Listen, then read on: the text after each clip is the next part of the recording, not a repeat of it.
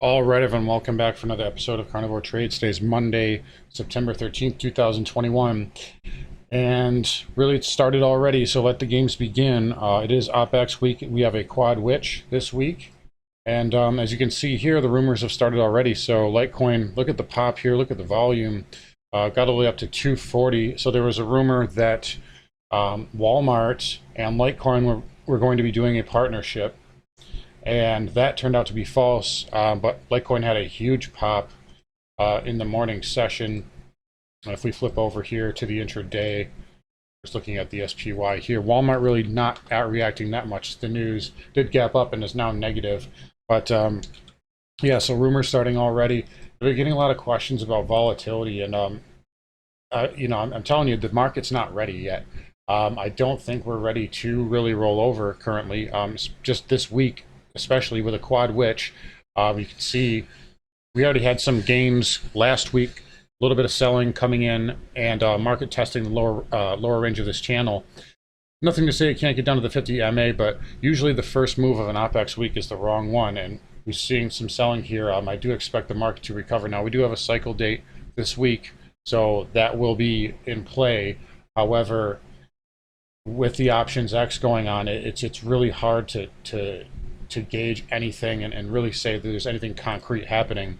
And already, bearishness got pretty the market got pretty bearish, at least my Twitter feed was.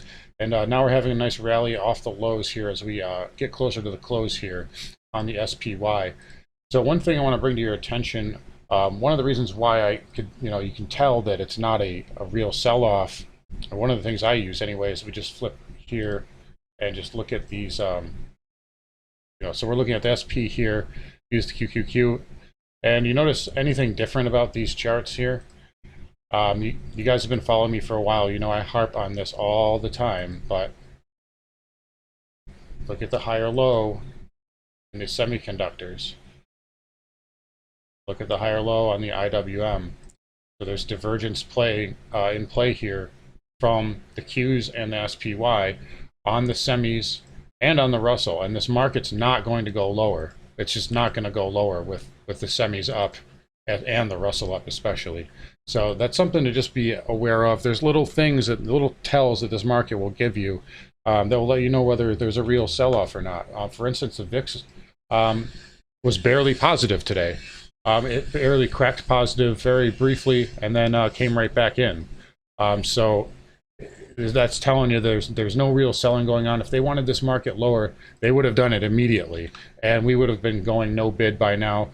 We would have been through the 50 MA, and we would have been going lower. If there was a real conviction behind this sell-off, they would have gapped this lower, and it would have flushed all the way to the 100 moving average. But I don't think we're there yet, and that's just the nature of it. And this market's going to hold up until at least after OPEX, in my opinion. So just be aware of that moving forward. So moving on to a few other sectors here. Crude had a nice day, nice outside day finally. So getting above this trend line here, and it may want to make a run up at the 72 handle. Again, I think it stalls out around that area. So we have maybe a little ABC move up. I think max move would be about 75 for this, but nice little move there on crude, getting above that upper trend line today.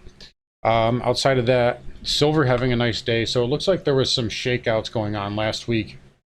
It got a pop not last Friday, but the Friday before, and then really just pulled back all week long last week. Dumped out earlier this morning, and then now rallied back up to basically the flat line. So it looks like they've shaken out some of those longs, and this thing may be ready to move higher, but we'll see. We'll have to look for pattern here and see if it gives us something. If you'll recall, I was a little disappointed. I did not like how it popped so quickly into the 50 MA. I was looking for a little bit more consolidation for this thing to blast off. And you're seeing now that the 50 MA was major resistance, as we didn't have enough juice to get there. But now after one hit, this thing's pulled back a little bit, so it may have a little bit more juice to push through that area. And kind of the same thing really with gold. Gold hitting that 1840 area. I don't think it did enough consolidation, and clearly got slammed. And now, it's starting to go sideways in the lower range of this channel. So this is a little inside bar here on gold. So not a huge fan of the setup on gold as of right now. But outside of that, don't have too much for you. Dollar positive a little bit. That's probably putting pressure on gold as well. But overall, just kind of a choppy, sloppy day. And we're probably going to see a lot more chop and slop throughout the week as the institutions burn out the theta on their calls and puts. So anyways, you guys take care. I will talk to you tomorrow, and have a great rest of your night.